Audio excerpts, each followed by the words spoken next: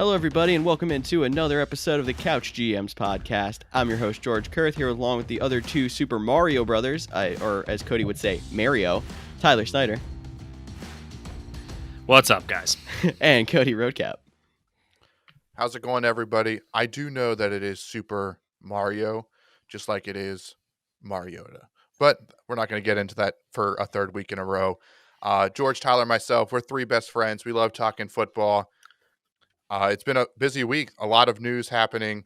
We got a lot of things to talk about. But the offseason since here, I know we're excited. Only a few more long weeks away, but it's coming soon. Football's coming back, guys. And if you're wondering what you can expect from today's show, well, first off, we're going to go over some of the biggest headlines from this past week, which there was a lot of them. We're not going to get into all of them today, but we'll get into the biggest ones.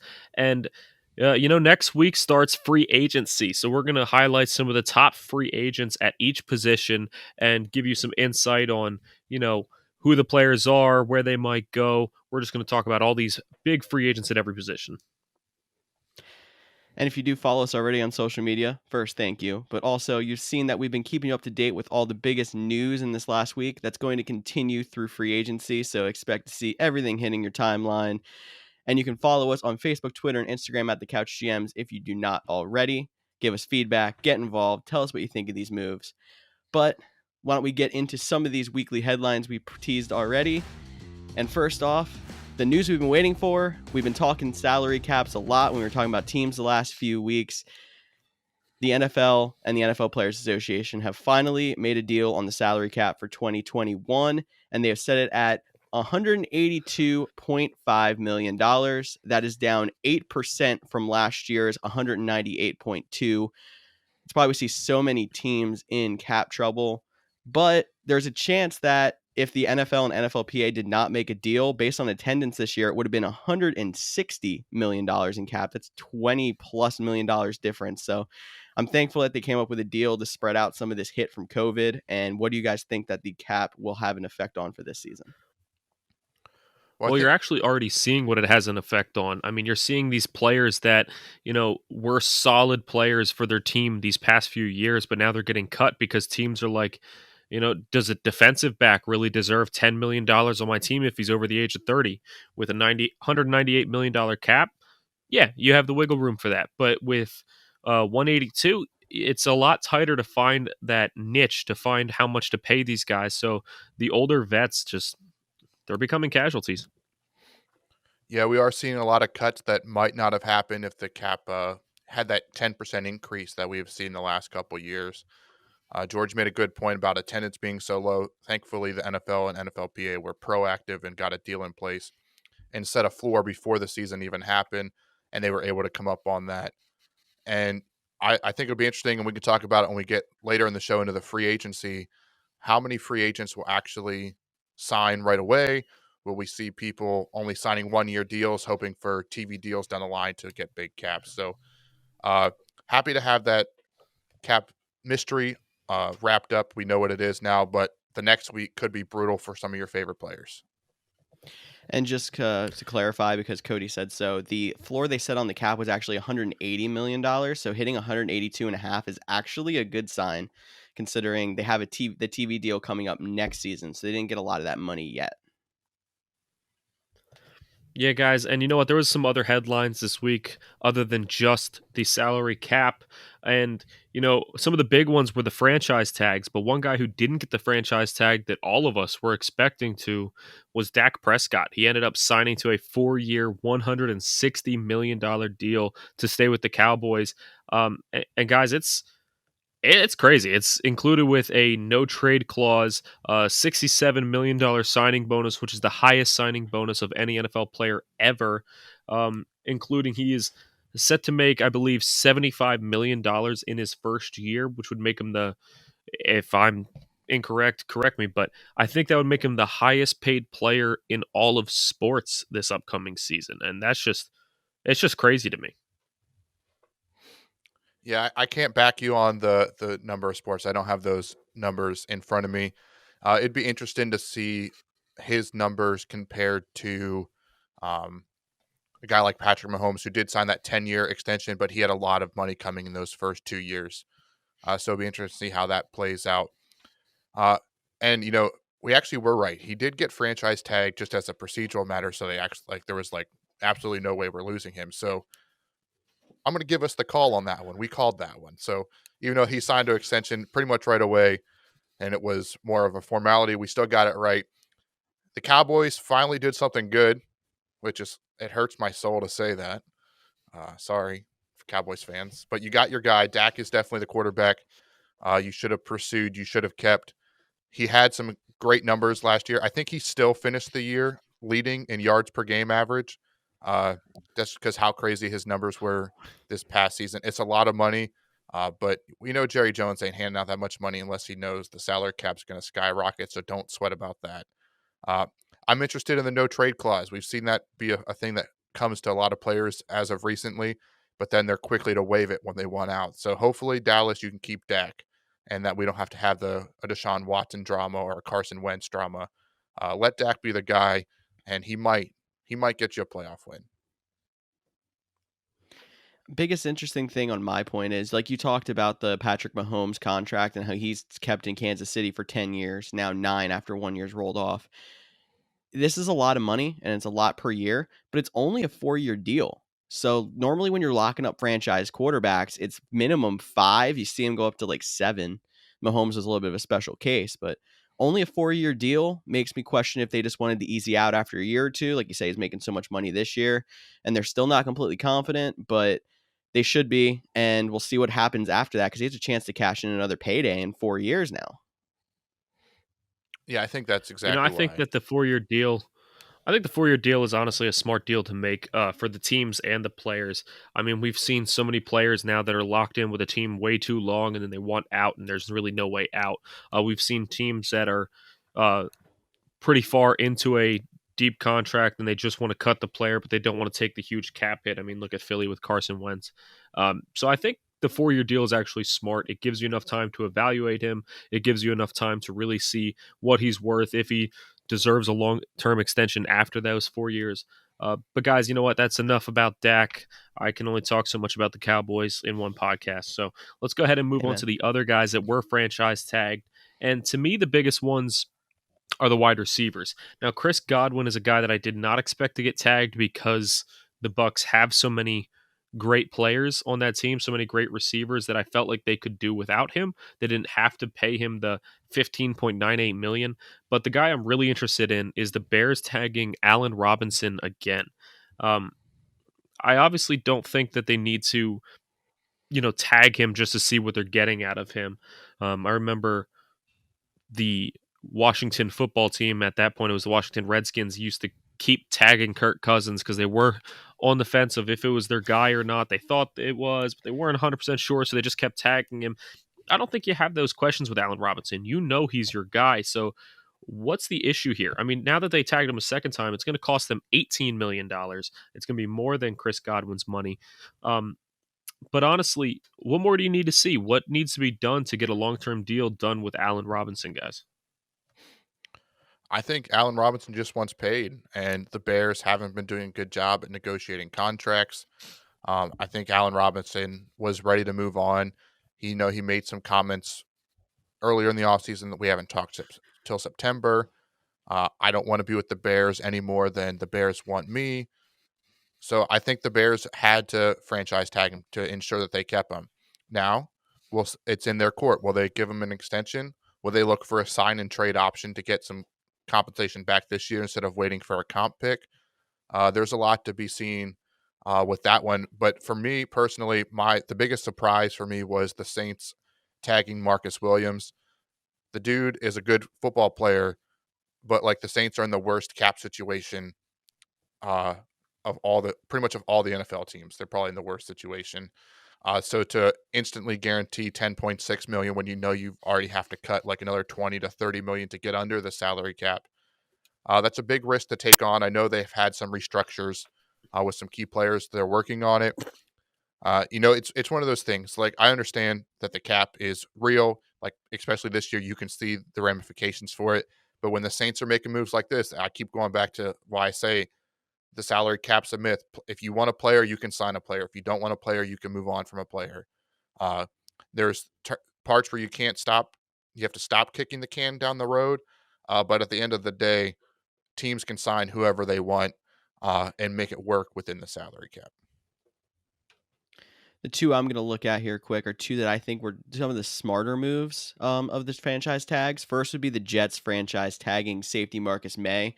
They're a team on the rise. He's a young guy. He has a chance to get signed to a long-term deal now. I hope they can get that deal done. He could be a cornerstone of that defense for years to come. And the other that we talked about last week, a lot of us thought we're going to tag would be Cam Robinson, tackle for the Jaguars. He's the anchor of that offensive line. Another team that's getting a new quarterback. They get to protect him now. I think that was also another fantastic move.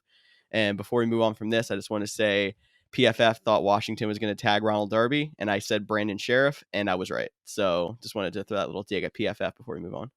Wow, calling out the big shots. George is calling out PFF. Anyone from PFF, you can come on our show anytime you want. George will still let you be on the show. But George, I appreciate you calling out the big guns when they're wrong and where our little show is right. You can see the rest of the list of franchise tags on our social media. But we talked about it. Players are already getting cut. There's some big ones. I know Tyler's team, the Tennessee Titans, they've lost Malcolm Butler and Kenny Vaccaro. Raiders lost LaMarcus Joyner. Seahawks cut Carlos Dunlap after trading for him midseason last year. Saints let go of Emmanuel Sanders after 1 year. And I think the most surprising one, maybe not the surprising because of the money aspect, but the Bills releasing John Brown, and they also let go of Quentin Jefferson. But John Brown, to me, you could see a noticeable difference in Josh Allen's play when John Brown was on the field compared to when he wasn't. I know Cole Beasley had a breakout year. Obviously, Stephon Diggs is a key asset to that team. They're not going to quote unquote miss John Brown as much as they would have before they had Stephon Diggs. But this team, and we saw it, John Brown became that security blanket for the first half of the season until he got hurt. And then those few games he did come back, he was a big part. So I think that's a big loss for the Bills, who are trying to compete in the top of the AFC. I think cutting John Brown is honestly just, I think it says a lot about Gabriel Davis. I mean, he really stepped up near the end of the season, and he really took over that role that they were hoping John Brown would be filling the whole season. And Gabriel Davis ran with it. He looked really, really good. So I honestly think it just speaks volumes to him. I think that means we're going to see a lot more playing time out of him. Fantasy owners maybe snag Gabriel Davis late in your draft next season, and he'll be a good sleeper for you. But, I'm a Titans fan. I got to talk about my boys because I think these are two big cuts. It's crazy to see a defense that was so bad cut two of the only good pieces that they had going for them last season in Malcolm Butler and Kenny Vaccaro. Vaccaro was a good, not great safety, so it kind of makes sense. But Malcolm Butler, I mean, the Super Bowl hero from years ago, he was locked down this season.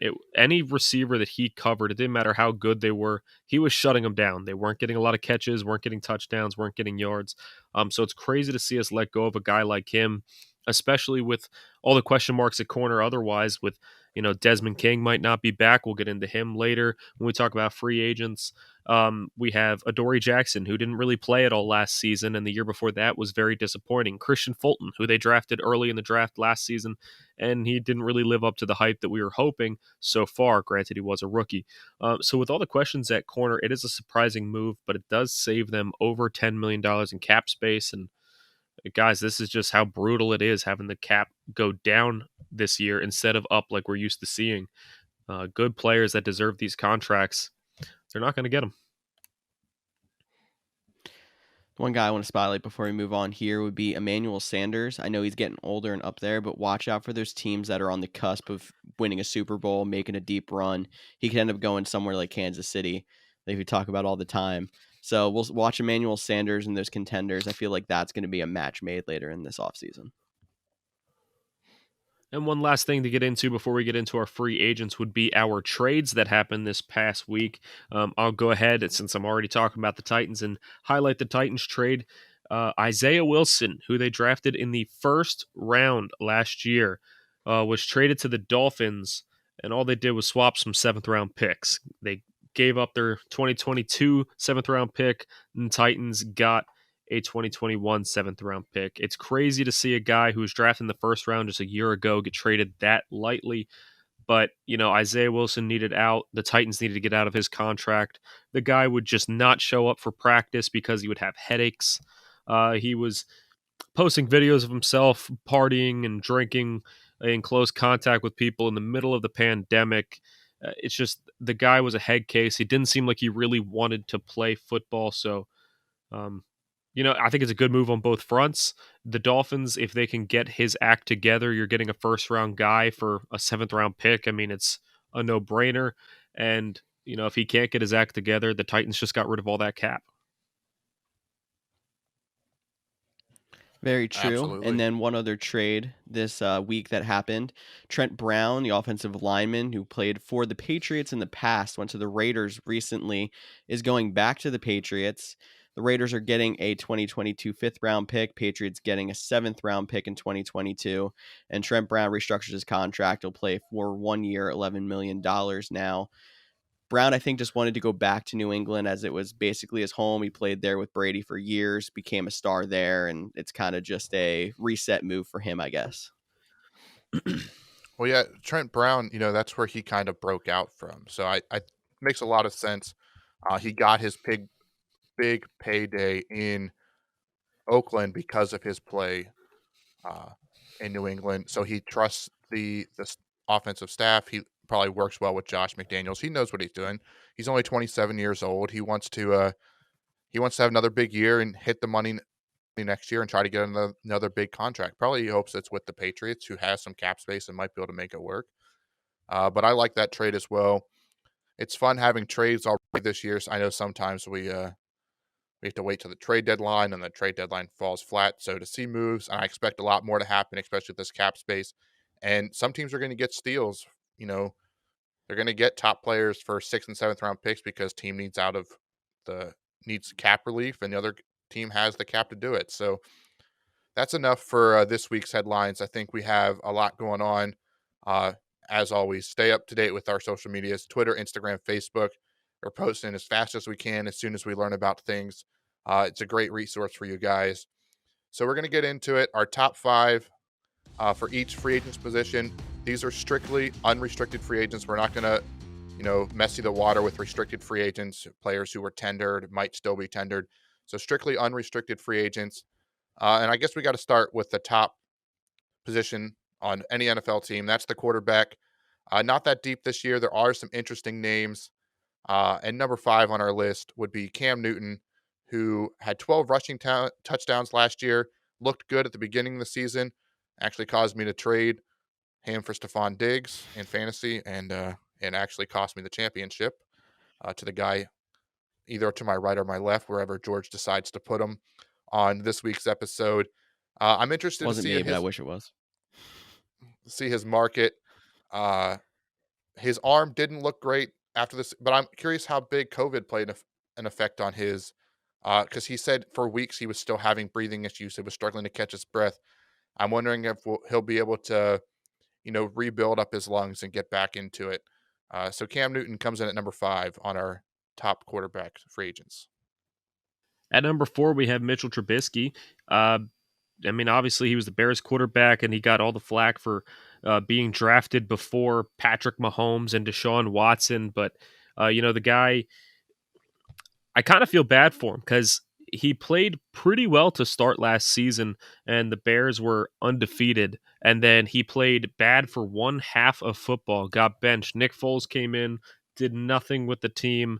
Trubisky took back over, was able to lead a comeback. Bears made it to the playoffs. They still played pretty well in the playoffs, and yet he still gets cut. They still have no interest in bringing him back. So Mitchell Trubisky, I'm interested to see if he is going to go somewhere and have a chance to start, or if it's going to be more of a Ryan Tannehill type of thing where you have a struggling starter and you just have this veteran backup that you can turn to if needed and hope that he has a resurgence in his career. Number 3 on our quarterbacks list, we got Alex Smith. A lot of us thought he was going to retire after this season after he made his comeback and accomplished his goal, but he still wants to play some football. Washington cut him this offseason. And he was 5-1 as Washington's starter last year, and that's on a team that was not super fantastic on offense. At least they have a good defense, but so I'm interested to see if there's a team that's a borderline playoff team that's not really happy with their quarterback, maybe like a San Francisco, and we see him go back there for a reunion. He could put a team over the top, and it's going to be interesting to see where Alex Smith goes this offseason. Yeah, I think, again, Alex Smith, another interesting person on this list. We talked about it a little bit. The Buccaneers, they were a good team that just needed a quarterback not to throw 30 interceptions, and they went and got Tom Brady. Now, don't hear what I'm not saying. I'm not saying Alex Smith is Tom Brady, but, the Saints are pretty good. Maybe he would want to go to the Saints instead of them re-signing number 2 on our list, Jameis Winston. Now, he looked good on that one play. He got to throw the touchdown pass in the Nickelodeon game in the playoffs. He's got to sit behind Drew Brees for a year, so we'll see how much he grow. Wow, stumbling Cody over here. See how much he grew that past season. He still was the number 1 overall pick just a few years ago. He's still young. I personally expect him to be back with the Saints. I think that they have all the writing on the wall for that. But maybe some other team out there wants to take a flyer on Jameis Winston, who has a strong arm, and because he threw for 5,000 passing yards in 2019. So he can throw in this league, and he could be an X factor for a team this offseason.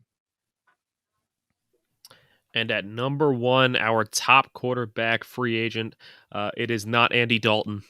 It is not Blake Bortles.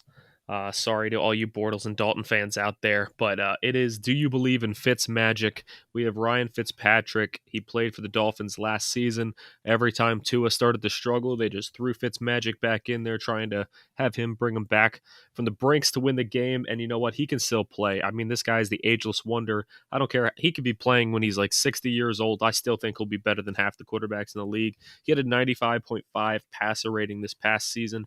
And there's going to be a lot of teams that are looking to draft a quarterback. And when you draft a young quarterback, you're going to want an older veteran who knows what he's doing to help coach up your guy.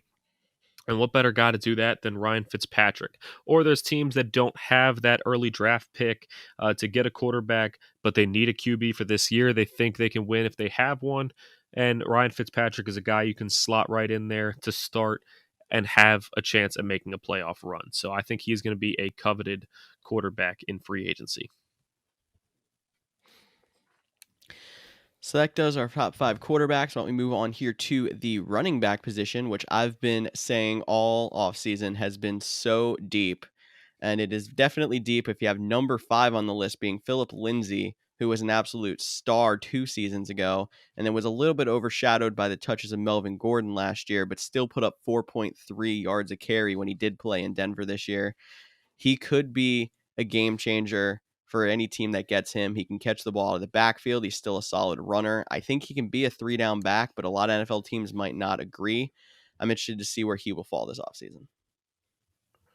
You got any predictions for us, George, where you think he might fall? I know you're a big fan. I honestly haven't thought too much about where it will fall. So, no, wow, George, just letting our viewers on a cliffhanger. So I guess I'll just move right into number 4. This one was tough. I'm actually surprised this guy was on the list, and I don't think if he didn't have a big playoff like he did, playoff Lenny Leonard Fournette, because he only had 600 total yards on that offense. He was almost benched and probably almost cut right before the playoffs, and then exploded on the scene. He still was a top 5 pick for a running back, so he definitely has some talent. But like George said, this class is deep. I know we're only doing top 5, but there's plenty of other running backs out there. These are the kind of guys that I think, especially in the salary cap, that you're going to see a lot of 1-year deals. You might even see running backs sit out a year to keep their legs fresh because they know they have a short shelf life, not a shelf life, but a shelf life. So Leonard Fournette's number 4. He was a big part of the Buccaneers Super Bowl run, and we'll see if he comes back or if he worked his way for a contract to another season or another team. Moving right along to number 3 on this list, and that is Chris Carson from the Seattle Seahawks. Carson's a guy that every season the Seahawks would draft a running back or sign a free agent, and every season they would be trying to groom that new guy to take over the role so Carson wouldn't hold the role anymore. But no matter what they did, Carson just kept outplaying all these other guys. He held the starting job pretty much his whole time in Seattle, and he performed very, very well. He averaged 4.8 yards per carry. Chris Carson is a guy that definitely, I think he could use a change of scenery. He could go somewhere else. I don't know if he's going to get the starting role that he may deserve. He might get a split carry with somebody else, but I definitely think that Carson is a guy to watch this offseason. Number 2 on the list of running backs, we got former Cardinals running back Kenyan Drake. They traded for him 2 seasons ago in mid-season, and this year was a little bit of a bust. He still almost put up 1,000 yards. They were feeding him carries, but he was not even the most productive running back on that team. That belonged to Chase Edmonds. And because Cody was teasing me about landing spots before, I'll give a potential spot for him, a little bit of a hot take. Someone not on our list is Steelers running back James Conner. I don't know if he's going to be back. I think Drake fits their mold if they want to go someone outside of their organization.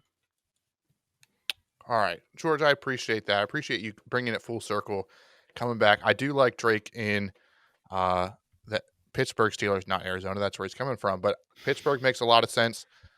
It would also eliminate one of the teams that are reportedly in on the top guy, Aaron Jones, number 1. Packers running back. He is the number 1 running back in free agency this year. He is one of the ones that deserves to be paid the most. I know Green Bay is still trying to work very hard on re-signing him before free agent market opens. I don't know if they'll be able to do it. He's one of the league leaders in yards per carry since he's become in the league, 5.5 last year. He's shown that he can do it in moments. He's never really been a full-on bell cow running back, but we don't see that in the league anymore. And this dude's a difference maker. He can catch. He can take it 70 yards to the house. He's dynamic. Everything you're looking for a running back. And as much as my heart says, please, Aaron Jones, stay in Green Bay, I think Miami gets a nice new running back. And Aaron Jones, Kenton Drake's former team, that they haven't found a running back since they let him go. But Aaron Jones is headed to the South Beach, or at least that's what I believe will happen. Well, thank you, Cody. And guys, if you have any running backs that you think deserve to be on this list, feel free to let us know. We would love to debate with you guys, but we will go ahead and move on to our wide receivers. We'll go with number 5. It's Mr. Reliable from Detroit, and that is Marvin Jones. It's a guy that nobody ever covets as a top receiver any year. Nobody's really like, man, you have to watch out for Marvin Jones. Yet every game he puts up numbers. He's always getting stats. He's always getting open. So he's definitely a guy that can go to a team. He's like I said, Mr. Reliable, a guy you can definitely trust, especially in big situations. And he's not going to take the top kind of money that some of these other guys on this list are going to take. So I like Marvin Jones this offseason. Number 4 on the list is probably one of Tyler's boys here. We got Corey Davis from the Tennessee Titans, another near 1,000-yard receiver, someone who seems to play a little bit better in the number 2 role. So we'll see if he goes to a team that has a solid number 1 receiver, or if he goes to a team that he has to play the number 1 role again, somewhere like a New York Jets. I'm thinking might be in the running for someone like a Corey Davis. But we'll see. He's going to be a top name, but he's only number 4 on our list. So who you got for number 3 there, Cody? I do have the number 3 guy. I'm a little surprised Tyler didn't flash the Corey Davis jersey that's behind him when we were talking about him. But anyways, we'll move on to the number 3. And this is a guy I go back and forth on. Sometimes I feel like he should be at the top, and then sometimes I'm like, is he in the top 5? And that's Juju Smith-Schuster, former Pittsburgh Steeler, or probably a former Pittsburgh Steeler. He did have 9 touchdowns last year, but only 831 yards. He had a really good rookie year, maybe set some expectations too high for what he can do. Today I'm going to tell you, I think he's a really good wide receiver. I think he might even deserve to be higher on this list. Next week, I might tell you the complete opposite, because that's how back and forth I am with him. The team that I've been hearing a few whispers about or seeing a lot of connections, and I really like the fit for him, is the Washington football team. Pairing him up with Terry McLaurin, I think makes a lot of sense. 2 young receivers then they can find their quarterback. Logan Thomas had a breakout year last year. Antonio Gibson looked good before his injury. Have a decent offensive line. Adding one more wide receiver weapon of a guy Juju Smith-Schuster's caliber would make a lot of sense. So that's my prediction for him this offseason. Number 3 on our list could be higher, could be worse, but that's just Juju.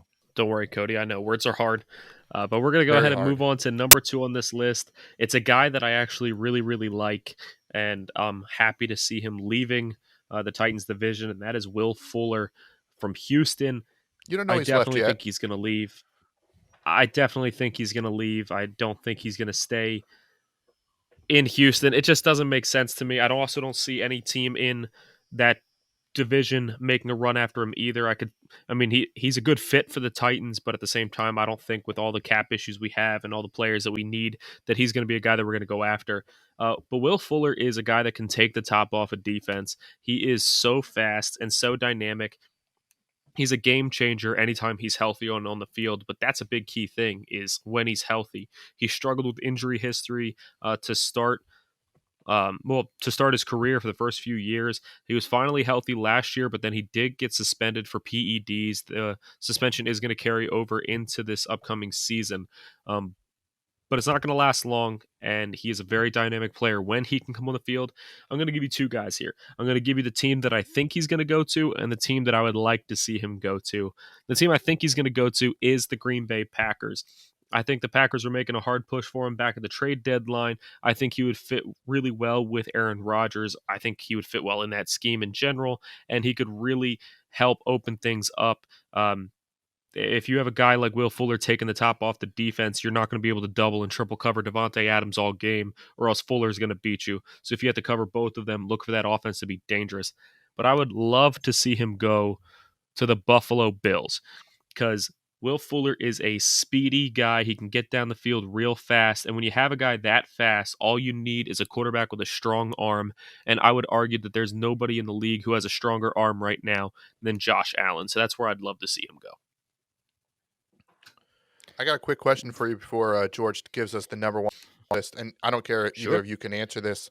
But how much do you think his 1-game suspension and his injury history will play into the contract for, like, he's number 2 on our list, but I could see guys like Juju Smith and maybe even Corey Davis making more money just because of his injury history.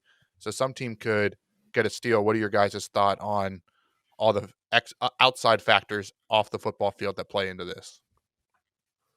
I think personally that with the amount of talent that he has shown in his career, I think he's still going to get the contract that he deserves money-wise. I think he'll get paid just as much as Juju or Corey Davis. However, I think that he's going to have a very incentive-ridden contract. It's going to say, it might seem lower at first money-wise, but it'll say if he can play X number of games in a season, he'll get this much. If he can get this many of catches in a game, he'll get this much. And it'll be really incentive-ridden to help push that contract up. It's a lot safer for the team. It's not as safe for the player because he has to bet on himself. But if he does believe in himself, he'll be willing to take that contract opportunity to make a lot of money. I do think, however, that he's not going to get a long-term deal. I feel like with his injury history and with the PEDs now, I believe that teams are going to be playing it a little on the safe side. Will Fuller's almost going to have to bet on himself. I can see him getting only a 1 or a 2-year deal no matter where he goes. Might be good for him then if he can prove he can stay on the field and the salary cap goes off. He could cash in pretty big, and he's still pretty young. So we'll see what happens with him. Number 1 on our list, though, finally here we got Kenny Goliday. The man who we thought was going to get tagged by the Detroit Lions is a free agent, and he was hurt a lot of last year, but was a almost 1,200-yard receiver in 2019. And I actually saw something on social media today that said that his first, I think it was 47 games as a Lion, his stats actually lined up to Megatron Calvin Johnson's stats. So this guy is legit, and there's plenty of options for him, a lot of wide receiver needy teams, but I know the NFC North likes to stay in the NFC North. So I either see him re-signing in Detroit, which would be a great move. As we already said, they're missing Marvin Jones and like their entire wide receiver core is a free agent, basically. Or Cody gets him in Green Bay. That's actually a rumor that's going around for Kenny Goliday, and I think that would be another great fit, although I think I would like the speed and Will Fuller there a little bit better than Kenny Goliday. Kenny Goliday would be great for Aaron Rodgers. Yeah, I'm not even going to pretend to get my hopes up on Kenny Goliday. I feel like I'll just be heartbroken. But I actually think he makes more sense in Green Bay than a guy like Will Fuller, just because he has his ups and downs, but we have MVS, who is the speedster. He can take the top off. Kenny Goliday, while he's a great receiver, he does lack in separation. He has one of the most contested catch rates, but at least he catches them. So he's going to haul in some plays. He's going to make big plays for whatever team he signs to. Definitely was a little surprised by the fact that Detroit didn't tag him with all, as George mentioned, all their other free agents at the wide receiver position. And the wide receivers, just like the running backs, this is another deep one. Maybe not as many guys at the top, but a lot of solid number two, solid slot receivers are hitting the market. And with limited cap space, some teams are going to get some steals. They just have to stay patient once free agency starts. But let's move on to not the Tennessee Titans. I saw TE, but that means tight end, I'm not the always down Tennessee with that. Titans. No, we've talked enough about the Titans. I've had enough. Well, okay, we'll talk a little bit. We're going to talk about former Titan a long time ago. He's bounced around for a few different teams since then, but that's number 5 on our list is Jared Cook from the New Orleans Saints. He had 504 yards and 7 touchdowns last year. It wasn't as good as his 2019 season. He had his up and downs. Some of his drop issues came back. But Jared Cook is still a dynamic tight end. He can make a difference in the league. I'm going to pull a George here, and I'm not going to have a prediction for him because I think he's such a versatile player. He can fit in with almost any team. It'll probably be another 1 to 2 year deal. It seems like that's all he can seem to get. And then he goes there and he makes a lot of noise with that team. So I like Jared Cook to find a nice home with a team, maybe a team like the New England Patriots. They love their tight ends. And this is like my 500th person I feel like on this podcast I've said is going to the New England Patriots. They're going to have a completely different team in 2021 if they listen to me. But Jared Cook, just a solid all-around guy and a great locker room guy as well. All right, number 4 on this list is not very exciting to talk about. It's Rob Gronkowski. The reason he's not exciting to talk about is because I honestly believe he's only got 2 options. It's either return to play with Tom Brady or retire. I don't think he's willing to go anywhere that doesn't have Tom Brady on the team. I do think that he'll probably play one more year. He seemed like his body was a lot more in shape than it was when he retired previously. He recovered from some of the injuries he was dealing with before. He had another great connection with Tom Brady. Didn't have, his personal struggles with the head coach like he did with Bill Belichick. So I think he'll return. I think it might be another 1-year deal. But I definitely think he'll be back, and only with Tampa Bay. I will be completely stunned if it's with anybody else. Cody says we're talking about Tennessee. Well, I'm going to talk about Tennessee. How about that? We're going to have number 3 on the list, Jonnu Smith, former Titans tight end. And the Titans are missing all of their tight ends on free agency, similar to what happened with the Lions I just talked about with wide receivers. But Jonnu Smith is a touchdown machine. He had 8 touchdowns last year.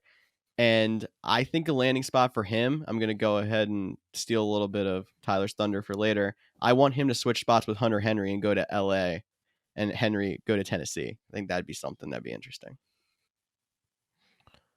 Okay. Very interesting. I wouldn't be against it if Hunter Henry could stay healthy.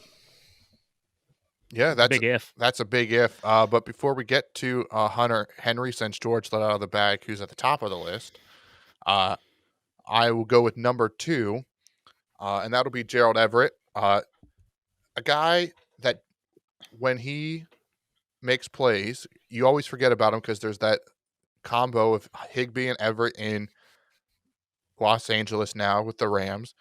But Gerald Everett is actually a pretty good tight end. He's very athletic. He can make catches. He can make guys miss. He reminds me a little bit of like the Evan Ingram style of tight end. You're not going to really see him block too much. Or at least when you're watching the game, you don't notice that he's blocking, but then he actually is a guy that's blocking. He's another all-around tight end. Could be a decent team for the pass options. He could be a guy, again, he's not going to break the bank. I don't think any of these tight ends are going to break the bank, but, maybe he goes up there to compete with Dawson Knox in Buffalo. Maybe he goes to compete with Logan Thomas in Washington. pair him back up with another athletic tight end similar to his roles, or maybe they even try to get him back in LA despite signing Higbee to an extension, I believe, last year. So a lot of options for Gerald Everett, and that is number 2 on our list of tight end free agents. And Cody, just to piggyback off that a little bit, throw out my insight before moving on. I have a sneaky suspicion that Gerald Everett is going to sign with the Saints. I don't know why. I just honestly feel like it's a good fit. It's a good connection. I think that's where he's going to go. But moving on to our number 1, we have Hunter Henry. It's George already hinted to that earlier, totally stealing my thunder here by revealing the number 1. But Hunter Henry is a dynamic tight end. He's got all the talent in the world, but he just hasn't been able to stay healthy and stay on the field. It's a big if. And honestly, I believe, just like we were talking about Will Fuller, I believe he's going to get a decent contract, but it's going to be a shorter term deal. And I think it's going to be completely incentive ridden to make sure that he can stay on the field if he's going to get paid. As far as where do I think he's going to land, the Titans do need a tight end. They have all 4 of theirs up for free agency, except maybe Anthony Ferkser, the GOAT, who is a restricted free agent. But I actually think that Hunter Henry is going to go to the Arizona Cardinals. That's where I see him fitting. I think he will slot right in there with Kyler Murray, give him another weapon. I feel like Kyler really wanted to use the tight end last season, but Dan Arnold didn't have the talent that Kyler was kind of hoping for. So I think that Hunter Henry is going to slot in there really nicely, and that's where I think he's going to go. That's my favorite prediction so far this show. Didn't even think of that one, but that's my favorite prediction so far this show. And that's over George giving us Kenny Goliday. So mid-season, I was talking about how the Cardinals should trade for David Njoku because I wanted them to get a tight end so bad. So I would love that. No offense to you, Dan Arnold. You're welcome on the show whenever you want to be. But that would be a fantastic fit. So why don't we move on to the offensive line? As we get down to some of these positions that are a little bit less exciting, we'll probably just read you down some names, give you some guys to watch. If your team's offense line needy, you'll have an idea of who some of these guys are and if your team should want them or not. So number 5 on the list, we have David Andrews from New England. He was a very good offensive tackle. And I'm shocked that he wasn't franchise tagged. They have a couple offensive line pieces that might be on this list. Hint, hint. Yeah, George, I don't know what it is with you about trying to steal people's thunder. The next guy is not a Patriots one. I'll let whoever gets to announce that one later. But number 4 on our list is Russell Okung. A little bit up there in age. He's been a solid left tackle. He's coming off playing with Carolina. He had 3 sacks allowed last season. A good player.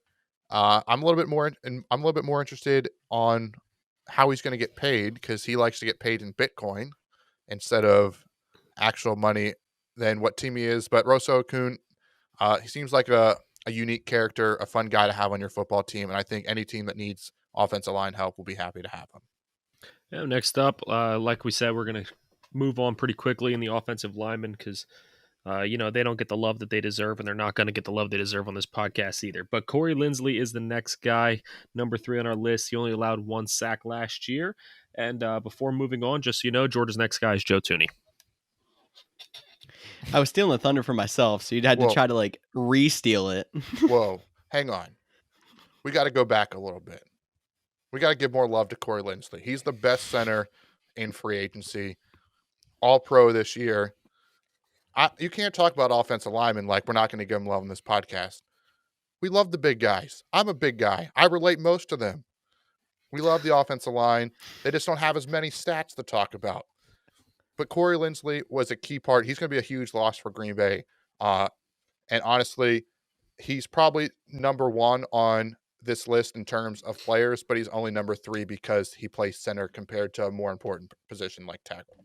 Fair assessment. And now that Tyler stole my thunder that I stole from myself, Joe Thuney, Patriots guard, is number 2 on our list. I thought him or Andrews would be franchise tagged, agreeing with what Cody said back in our franchise tag predictions.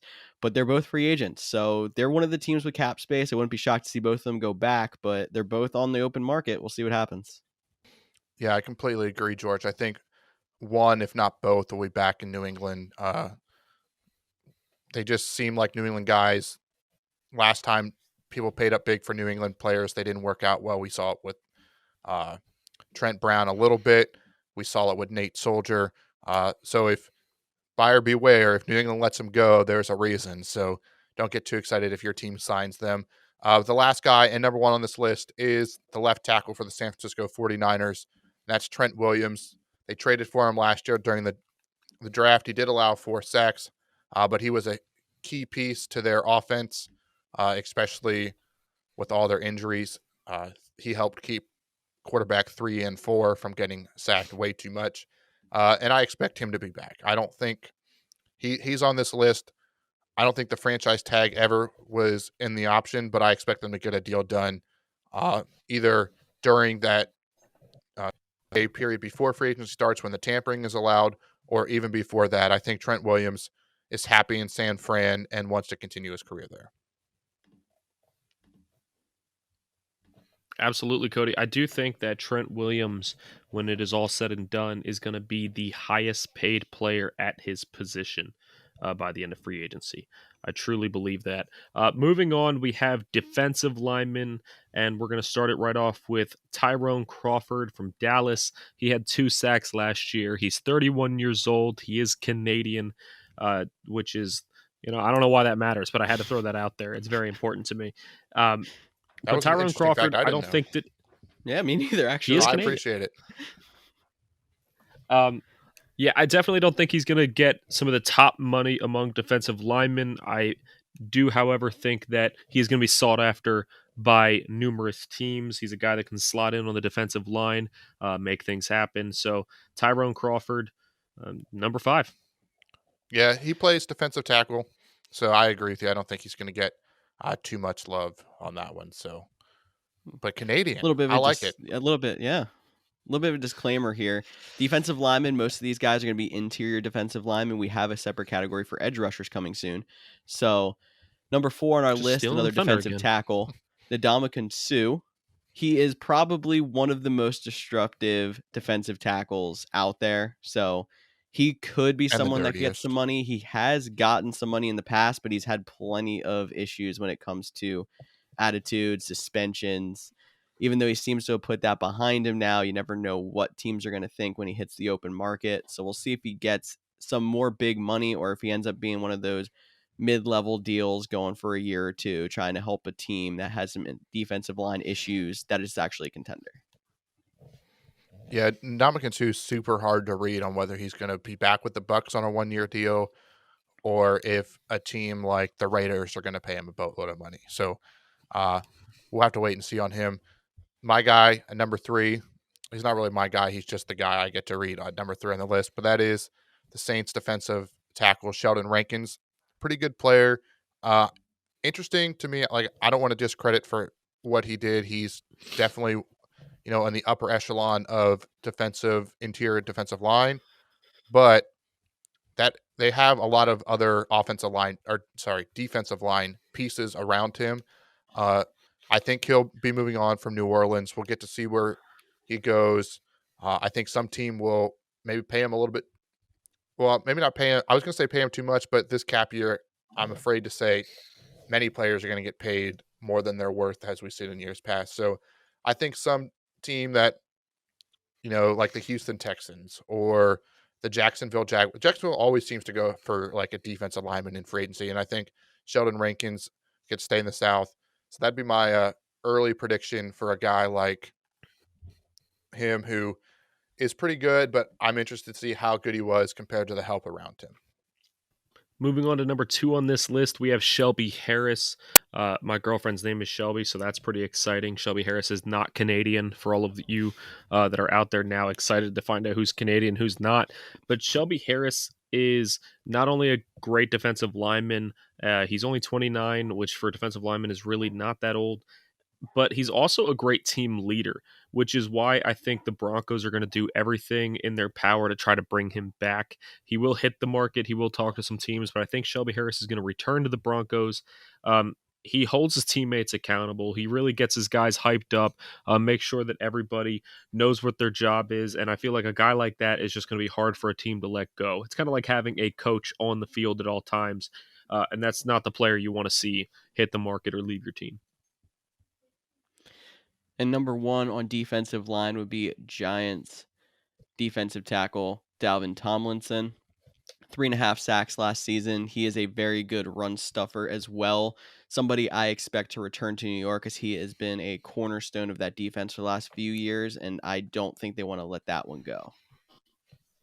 George, I have to completely disagree with you. I think after franchise tagging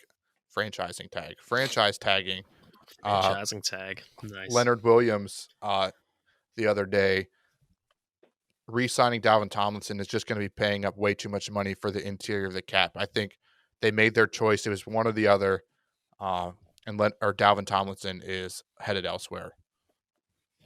After seeing how much the NFC East likes to put emphasis on defensive lines for whatever reason, I wouldn't be shocked if he stays. The problem is, his price tag's going to be high in a cap year, but there's a lot of 3 of the 4 teams. You can even argue 4. Dallas is probably the weakest defensive line, but 3 of the 4 teams in the NFC East have super strong defensive lines. So I wouldn't be shocked if they try to stick with that narrative. I guess we'll get to wait and see on how that one plays out. We can move on to our edge rushers. So this is defensive end and linebackers, guys that are sacking the quarterback. And number 5 on our list, which I think they only gave me because I've been struggling to speak all day, and it's the hardest name on this list, but it's Yannick Ngakoue. He had 8 sacks last year with the Baltimore Ravens, despite being traded from the Jags to the Vikings, then to the Ravens. A little bit of a down year after all his holdout noise in Jacksonville. I'm done playing here. Thank you. I'm ready to move on. A little bit of down year. It could be to do with the fact that he was moving around a lot. It'd be interesting. I don't think there'll be a huge market for him just because we have some other guys that are above him on our list, and I'm sure other teams have other guys above him as well. Could be looking at a 1-year deal, maybe a 2 or 3 year deal, but somewhere small, as in terms of contract, not in terms of team. All the NFL teams are huge, but just probably not back in Baltimore. Maybe he goes to a team in the AFC South that needs a pass rusher, like the team I've talked way too much about today, or the Indianapolis Colts. The Jags. He's not going to go back to the Jags. He didn't like it there. Come on, man. I'm just saying, a team that you've talked too much about, the Jags. You mentioned their name. That's already too much. Well, I was actually talking about the team that I'm going to let you talk about. All right. Well, that's a good setup. I will go with a guy that was on our team last season. The Titans desperately need a pass rush. They knew they did last year, so they went after the biggest pass rusher in all of free agency, and that was Jadeveon Clowney. It didn't work. It just didn't work. He created some pressure on the quarterback, but he wasn't able to get any sacks. He injured his knee and had to get surgery, so he was out for the entire second half of the year.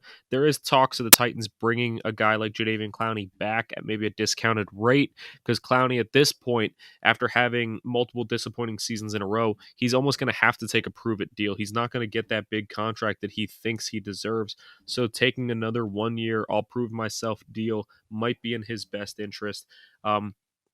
Honestly, he's one of the guys I'm most interested about, not even just because he was a Titan, but because I don't know where this guy's market is. He was a former number 1 overall pick pass rusher, and he's shown flashes at times where he deserves that title. He deserves to be one of the top guys in the league, and he's shown times where he just doesn't show up.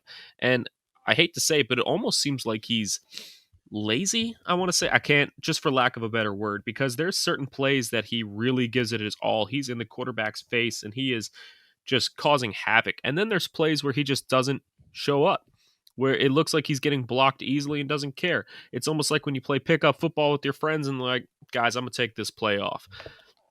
You can't really take plays off in the NFL, but it seems like he does. So I'm really interested to see what kind of a contract that he's going to be bringing in from these teams. And like I think I've said before, he's a guy that's been dodging training camp for a long time, signing really late with teams. So interesting to see if he'll do it again or if he's going to actually sign early. I would not be shocked to see him stay in Tennessee and get another shot to cheap shot Carson Wentz. Moving on. Number 3 is Carl Lawson, Cincinnati Bengals defensive end.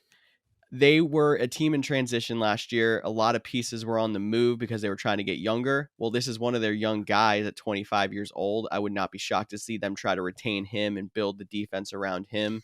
5.5 sacks last year, solid force out there. So let's see what happens with Carl Lawson. Yeah, Carl Lawson to me was the biggest shock of a player not getting the franchise tag. He was their second best player on the whole team last year. He's still young. Carl Lawson is a really good player. I expect him to be back, but that's not my guy. My guy is the number 2 person on this list. It's Melvin Ingram, Los Angeles Chargers. He's a pretty good player. He's been a little bit overshadowed in the mainstream spotlight by Joey Bosa, but this guy's still putting up numbers. He had 48 tackles last year. He knows how to rush the quarterback. This guy's no slouch. I think the Chargers are going to try to bring him back, but some team might offer him just more money and he moves on. And I'm going to give him a possible of the same team. I think the Colts are going to look for an edge rusher, and I like Melvin Ingram there as well if they don't end up going with Yannick Ngakoue, who I said earlier. Moving on, number 1 on the list. Guys, if there's nobody else that the Titans sign in free agency, I hope it's this guy. My faith of actually getting him, probably about a 2%. But Shaq Baird, the linebacker for Tampa Bay, he is the top pass rusher on our list, and he's the top pass rusher that I want. Last season, 2 seasons ago, he led the league in sacks with 19.5 sacks. This past season, he had another 8. He is always in the quarterback's face. He causes so many problematic throws. Pass rushers are not just measured by sacks. To anybody listening, please understand that. When a pass rusher gets in a quarterback's face, it causes the quarterback to have to make a decision or force a throw earlier than he wants to, which can cause so many more other problematic plays. Either the quarterback throws it out of bounds, plays over, plays dead, or makes an errant throw, throws into coverage that he shouldn't because he didn't have the time to think, and throws an interception. Sacks are not the only thing to measure a defensive player by, but this guy gets those sacks and gets the rest of the pressures. One of the best guys in free agency, and I'm really excited to see where he goes. Don't think he's going to leave Tampa Bay, but if he does, come to Tennessee, buddy. Come on. We need you. That's another one. I'm going to have to disagree with the top guy not leaving their team. They just paid out their big money to Levante David. It's going to be tough for them to keep paying money for the linebackers because they're going to have to pay Devin White soon as well. They do have a few years. He's still on his rookie contract, but there's voidable years in that Levante David. So Shaq Baird, I think he's on the move as well. I think they picked their guy when they gave an extension and they chose not to franchise tag him. And I think he can make a big impact for another team. But George is shaking his head, so he probably disagrees with me. So I think he's going to stay in Tampa Bay still. I was actually called out on social media yesterday for doing a cold take once I saw that Godwin got franchise tagged, and I said they should have used on either Barrett or David.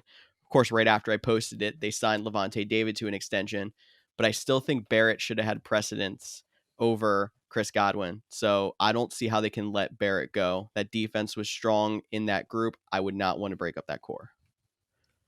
Guys, there's something to keep in mind here. We are talking about the Tampa Bay Buccaneers, which, let me rephrase this. We are talking about the new New England Patriots. We're talking about a team that has Tom Brady, who is taking a pay cut to make sure that the team has the money to spread around.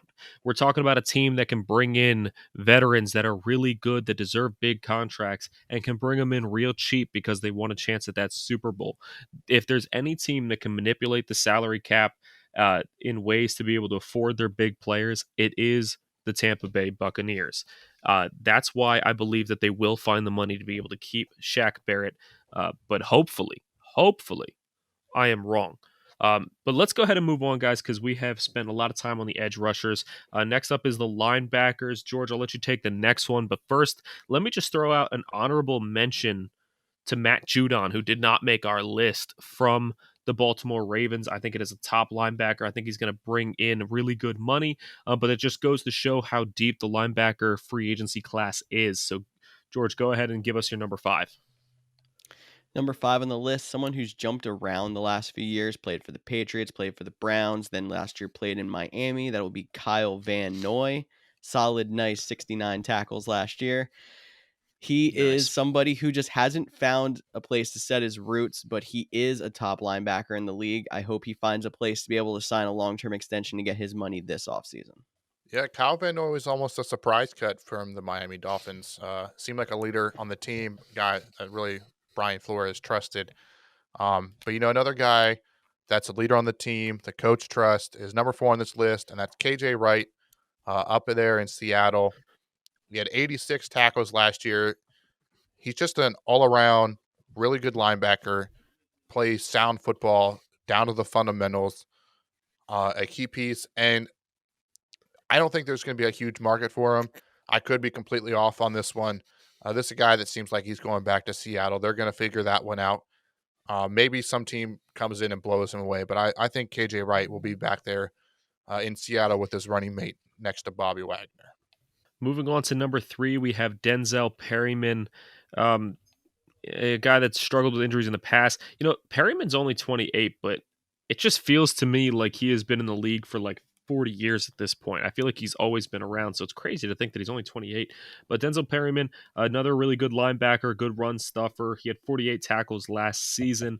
I think he's going to bring in some decent money, and a team that I can see him going to is actually, this might be just dart throw. Here I go again, but I think the Carolina Panthers are going to bring in a guy like Denzel Perryman. They have been lacking that leadership at the linebacker position ever since losing Luke Kuechly to retirement. So I feel like Denzel Perryman, he definitely has that leadership ability in him. He is definitely a really good linebacker that the younger guys can look up to. So I see him going to the Carolina Panthers and becoming a leader on that defense. I feel like Denzel Perryman and KJ Wright actually have a lot in common. I just think Perryman's higher on our list because of his age. KJ Wright's the older guy. Denzel Perryman is the reliable tackler that's just a little bit younger. But even younger than both of them is number 2 on our list, and that would be Titans linebacker Jayon Brown. He is also super talented. I don't think Tennessee is going to want to get rid of him because they have so many people in the top 5 on this list. There's somewhere some people have to stay, I feel like, and I think Jayon Brown's going to end up being one of those guys that stays with his team. It's going to be a little bit of stress there for Tyler as he sits there and watches his phone waiting for that re-sign. See, Jayon Brown is not the guy that's going to light up the stat sheet with sacks or with interceptions or even forced fumbles, but he's a guy that's all over the field. And the really good thing about Jayon Brown, which makes him so valuable, is he is such a good coverage linebacker, which I feel like is almost a lost art. When you think about linebackers, you want those guys that can, potentially rush the quarterback, or the guys that are stuffing the run, making the big hits, causing forced fumbles. But having a linebacker with speed and awareness to be able to, cover tight ends, cover slot receivers is so valuable. And especially in a league where we see guys like Travis Kelce, Darren Waller, George Kittle, big tight ends like that who can wreck a game unless you can find someone to actually keep up with them. Corners don't really have the size, nor do safeties, to keep up with these big tight ends, and linebackers usually don't have the speed. So a guy like Jayon Brown, who does have the speed to keep up with these tight ends that can actually make a difference, is so valuable, but it won't show up on that stat sheet. Yeah, Jayon Brown reminds me a lot of last year's linebacker free agent Nick Kwiatkowski. Of course, I had to pick one that was hard to pronounce, but he ended up going to the Oakland Raiders along with Corey Littleton, 2 free agent linebackers, same destination last year. But like Tyler said, just solid, does everything well. He doesn't do anything great, but he's super reliable and does everything well. And, another one of those super reliable guys and a key piece for the Buffalo Bills, and number 1 on our list, is Matt Milano. Again, he doesn't always put up big numbers in the stat sheets. He's not, 100 tackling a year linebacker, how we've seen with like a Blake Martinez or whoever the leading tackler is in Cleveland. I feel like that linebacker plus tackles just because that's how their defense works. But Matt Milano, key veteran leader for Buffalo. We talked about it when we did our offseason outlook. We talked about it with the franchise tags. Matt Milano seems like a guy that means more to Buffalo than he means to any other team. Just with his leadership, he's the quarterback for the defense. He has that connection with Sean McDermott. A lot of linebackers were having staying in the same place here on the top, but I'm going to have Matt Milano staying in Buffalo. We've talked about it all offseason, and that just makes the most sense for him. Yeah, Cody. We're going to go ahead and move on to corners. That was great insight on Matt Milano. He is definitely going to be interesting to watch in free agency. But going on to corners, we next have Mike Hilton. He's 27 years old, and to make it number 5 on our free agent list is really impressive because he was an undrafted free agent in 2016. So for him to really come out of nowhere and make a name for himself in his career is amazing. Last season, he had 51 tackles, 3 sacks, 3 interceptions. He was all over the field. So, a guy like Mike Hilton can be able to slot in on pretty much any team in the league. You can never have too many corners. You can never have too many quality corners, and Mike Hilton is no exception to this. So I think there's going to be a lot of teams seeking a guy like Mike Hilton, especially since he's probably not going to demand the type of contract that some of the top guys on this list are. So being able to find an affordable, pretty young corner, definitely going to be sought after by a lot of teams. Too many Titans on this list? Well, I have bad news for you. I got another one. I feel you. Another one. We debated about making this one Malcolm Butler because he just got cut recently and he is a solid corner. But we're going to go with the best slot corner in free agency, and that will be Desmond King. Desmond King, obviously best slot corner. He is also a special teamer, kick returner, very important asset for some teams. Tennessee, I think, wants to retain him because they just traded for him. They didn't really want to make that a one-year rental. That was kind of the, hey, look, we're good. Come here and stay here now. But there's probably going to be a market because a lot of teams don't have a reliable slot corner, and I'm sure plenty of teams will want a better kick returner. So Desmond King is going to be very interesting to watch. Completely agree with that, George. Number 3 on our list is Cincinnati Bengals cornerback William Jackson III. He was injured his rookie year and then had a really good sophomore year. He's been up and down the last 2 years, but he's still young. He's a decent boundary corner. The right team, the right defensive coordinator can coach him up, and he could turn into an elite corner in this league. Reminds me a little bit of a guy like Casey Hayward from a few years ago when he was with the Green Bay Packers. Had a decent rookie year, and then injuries made him disposable. I don't want to say disposable. That sounds really mean, but for a lack of better term. And then he went on to be one of the premier cornerbacks with the Los Angeles Chargers. I think we could see the same trajectory with William Jackson III. I know Bengals fans probably want him back because finding a decent corner in Cincinnati has been very tough for them.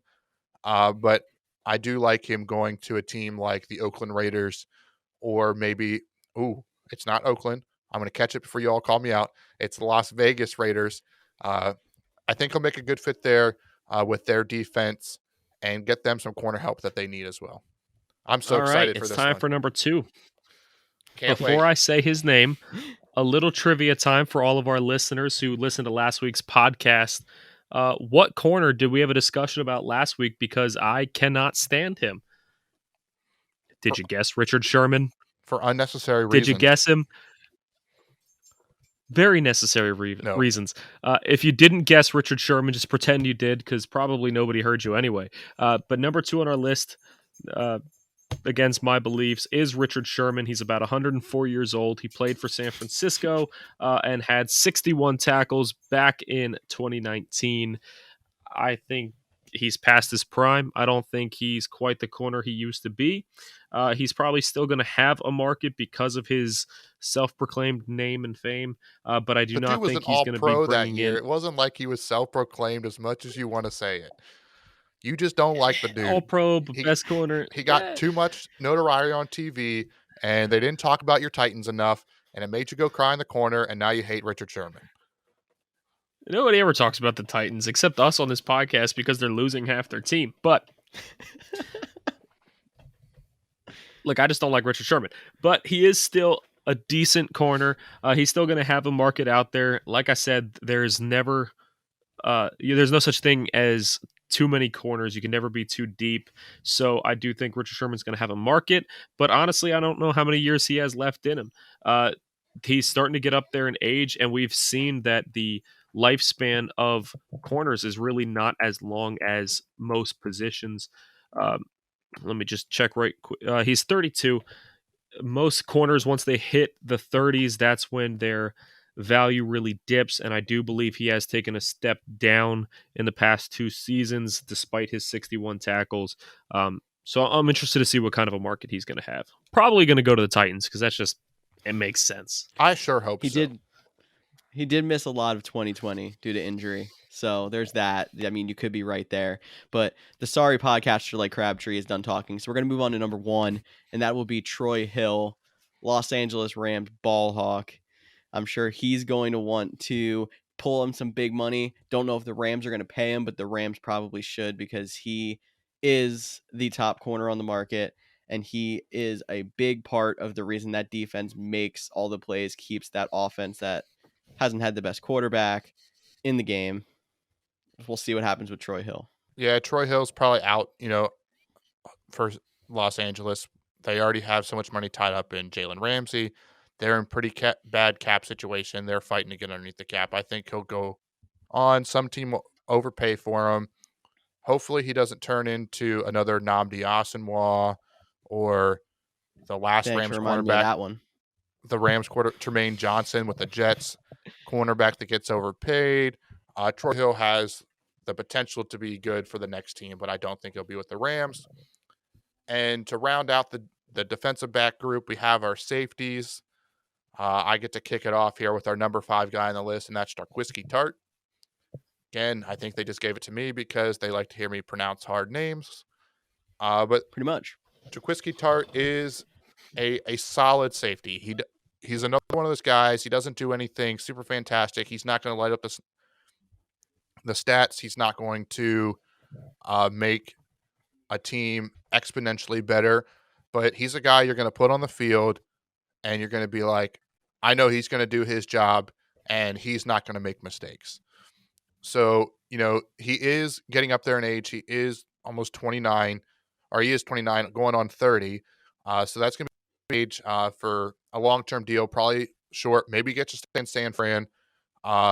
Maybe some team will surprise us and come in with an offer to get him just to be like the captain of their defense because he is such a solid player. And you can't have enough good football players on your team. All right, moving on to number 4, we have one of my favorite safeties in the NFL right now. I just think he's a great young dynamic safety, and that's Keanu Neil, formerly the Atlanta Falcons. He had 100 tackles last season. He does everything he needs to do, just like Cody said for Tartt. He's not a guy that's going to light up the stat sheet. I mean, other than tackles, he's not going to get you a ton of picks or any crazy safety sacks or anything like that, but he always does his job. He's a very good, solid safety that you can rely on, you can trust. As far as where I think he's going to go, I don't like saying it because he's only 25 and he is, I think a very talented safety, but I think he's going to go to the Dallas Cowboys if they can find the cap room for him. Keanu Neil was a stud for Dan Quinn back when Quinn was with the Falcons, and now Quinn is the defensive coordinator for the Dallas Cowboys. So I think Quinn is going to have a little bit of a pull. I think he's going to really convince the team to go after a guy like Keanu Neil that they can trust, and I think the Cowboys could use a safety like Neil. So that's where I expect him to land this offseason if they can afford it after that Dak Prescott deal.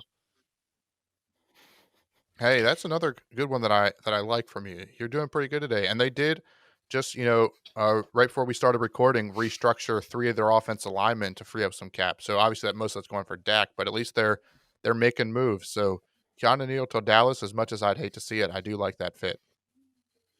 Absolutely hate it. We're just going to not do that. We're going to pretend you didn't say it.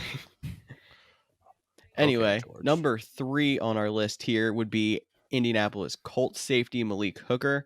He's a man who had a big breakout in his second year 3 years ago, and then 2 years ago he was one of the top safeties in the league.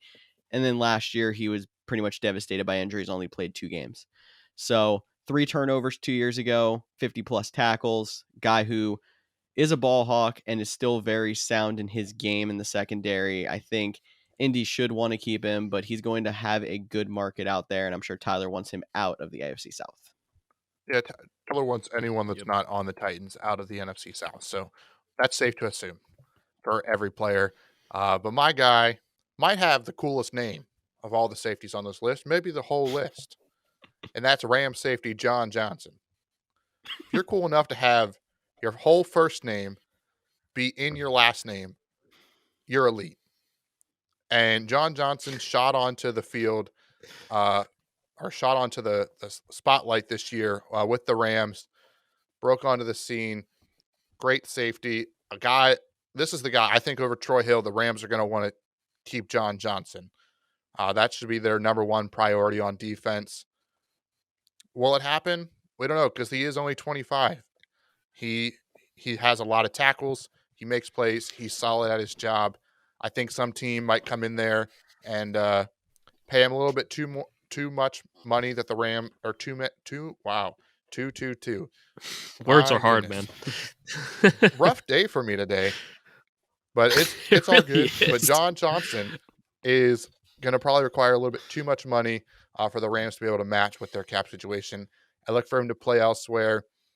You know, just a team that they went to them once before, but like the New York Jets, partner him with Marcus May. They had it with May and Jamal Adams leading that backfield in the defense. They have the cap space. John Johnson, maybe they won't do it because of the Tremaine Johnson, don't want to dip in the Rams defensive backs, but John Johnson, the coolest name on this list. Number 1 on the list, we have Anthony Harris from Minnesota. I mean, Harris is an interesting case because the Vikings were not really a strong playoff contender last season as much as they may have believed that they were. And around the trade deadline, they were getting a lot of calls for Anthony Harris. And there was a lot of rumors thinking that a guy like him would be traded. And they ended up not taking the deal. And now he just gets to walk to another team and he get nothing out of it. So I'm really surprised that he wasn't traded. But going into free agency now, Anthony Harris is a solid safety, another guy that just does what he's supposed to do. He's really good at covering the deeper parts of the field rather than a shallow safety. He is 29 years old, so he's got a few years left in him. I think he'll get like a 2 or 3 year deal. The team that I see him going to, there's something about the NFC North that when a player leaves an NFC North team, they go to a different NFC North team. They like to just rotate within that division, and I think that that's going to be the same case here, and I think he's going to go to a team like the Detroit Lions. The Lions have always prided themselves with being a strong team at the safety position. In 2018, they were in the top 5 graded safeties. In 2019, they were the number 1 graded team with safeties, but then last season they were among the bottom of the league. They completely fell off.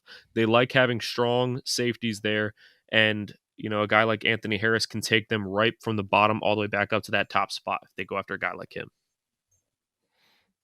Yeah, Anthony Harris is such a ball hawk. So any team that gets him will definitely be better for it. I'm just glad it probably won't be in Minnesota. Even if it's in Detroit. Detroit doesn't scare me. But Minnesota, without Anthony Harris, that's a better day. Well, don't worry, guys. We're not done. We have, 2 more, I guess, important positions. We combine these 2. And it's the specialist, the kicker and the punter. And I'm going to start with number 5, but I'm just going to say this. In our production meeting, Cody made a joke and said, it's kickers and punters. I'm going to put someone at number 5 that I want to have some fun with. And then the person he was making fun of gets to introduce him. And that would be Matt Hack, the punter from the Miami Dolphins. If you guys don't remember, there was a punter to kicker touchdown, and it was against the Philadelphia Eagles in 2019. Ha! And the guy who threw the ball was Matt Hack. So trick play specialist. I don't really want to really guess a market for a punter because it's punters, but maybe he'll make it full circle and come to Philly because Philly refused to put a tender on their punter, Cameron Johnston, last week. So we'll see what happens. Come on, George. Go bold. Make him the quarterback of the CFL team. Go ahead. Wouldn't that be something? I guess it's my turn. I get Yeah. to go next. I'm still I guess just so. thinking about all that trick play against the Eagles. Oh, that was so beautiful. But my guy, number 4 on this list, we're going to go to the kicker, Zane Gonzalez. Has a strong leg, can be inconsistent at time, but came through clutch in some big moments for the Arizona Cardinals. He was 16 of 22, but I feel like that's practically 100% for today's NFL kickers because a lot of them like to miss. Zane Gonzalez, like I said, strong leg, so that's why he's on our list. And I'm with George. I'm not going to predict kickers because they move around like crazy unless your name's Steven Gostkowski, and then you're locked in for the Titans job no matter what you do. Come on, man. All right. Moving on to number 3. We have Cairo Santos. We had a Canadian earlier. I thought I would just drop facts that Cairo Santos is Brazilian. So if you didn't know that, there you go. Some knowledge for you. Cairo Santos, I respect him in the sense that he is a professional football player despite only being 5'8" and maybe $150 soaking wet. So Taller gives than you. hope to short guys like me that they can actually make the NFL. Hey, I'm 5'8". Come on now. I'm not 5'7". On a good day. All right. 3 All inch right. heels, maybe? Whoa. Cody, did you forget the rules of this podcast that we're supposed to roast George? This isn't roast Tyler hour. What are you doing, man? Sorry. You, look, my girlfriend hates when I say this, but you gave me a softball, and I knocked it out of the park. Gave you a little Joey Batista bat flip, and now we can move on. Speaking of girlfriends, I actually went to a Tennessee Titans versus Jacksonville Jaguars game in Jacksonville, and Cairo Santos was the kicker for the Titans at that time. And, as soon as I got up to go get food, Cairo Santos turned, looked at my girlfriend, and waved to her with a big smile, and she waved back, and that is one of her favorite players to this day. I don't know if Cairo Santos is trying to steal my girl, but he probably could have gotten away with it. I mean, he is in the NFL. But honestly, guys, Cairo Santos, he was really good for the Titans. Short guys. Oh, my God. Cody, God, you know what? I'm not George. I'm Tyler. Santos was good for the Titans. He had one bad game where he missed 4 field goals in a single game, and that got him booted from the team. I don't know what their excuse is for Stephen Gostkowski then in that case. But anyway, he then went on to Chicago last season and was 30 for 32 on field goals. He's very accurate. He doesn't have a big leg. He's not going to be making the 55-plus yard field goals like we see from guys like Justin Tucker, but he is a very consistent field goal kicker. And you know what? In a league where it's so hard to find a kicker that can have any kind of consistency, I think that's going to be well sought after. Santos will find a home next season. I agree. He'll probably be back with the Chicago Bears because they've spent many off seasons finding a guy that doesn't know how to doink. And Cairo Santos apparently knows how to not hit the uprights, at least so far. Maybe a couple more years in Chicago will get him right on target with those yellow posts in the sky. Well, the person who gets the most excited about kicker news when it happens now gets his second punter of the list here. Number 2 on the list is... I'll switch with you. Let's do it. All right. Okay, go ahead. Take number 2. Hot swap right here. We're going to talk about the punter for the Cincinnati Bengals. That's Kevin Huber. He might be the best punter in the game. I'll go out and say it. 42.7 yards punt. Or yards per punt, not it's 47.2 yards punt. Again, can't speak all day. Surprised Tyler hasn't thrown more jabs after what I just did to him. But yeah, Kevin Huber, a little bit up there in age, but he still has a solid leg. Really good at that coffin corner. If you remember those old Madden games where you got to go to training camp and kick your coffin corners for points. Maybe you're not old enough to remember that. You're just those mutt ages. We'll have to wait and see. Let us know if you play Madden. Maybe we'll play Madden with you. That's for the regular season. But anyways, back to Kevin Huber. Top punter in the game. Cincinnati. This is another guy that they should re-sign because when your team's not very good, the way to stay in games is by having a good punter be able to flip the field, pin teams deep, and Kevin Huber can do that. So whether he's playing for the Bengals next year or for another team, some team's going to get a top-level punter. And finally, to wrap up this episode, number 1 on our kickers and punters list is Younghoe Koo, kicker for the Atlanta Falcons. He was by far the best kicker in the NFL. We talk about how kickers like to miss. He was 37 for 39 in field goals this season. He needs to be locked up. Atlanta would be dumb to let him go. But I'm just going to wrap up this episode with a little bit of fun and a little bit of something that brings us all together. And that is 2 years ago, I have a story with Younghoe Koo. Younghoe Koo was a free agent in fantasy football. And in 2019, I had one playoff game against Tyler and one playoff game against Cody. And these two decided to team up and both add Younghoe Koo to their rosters and start him against me.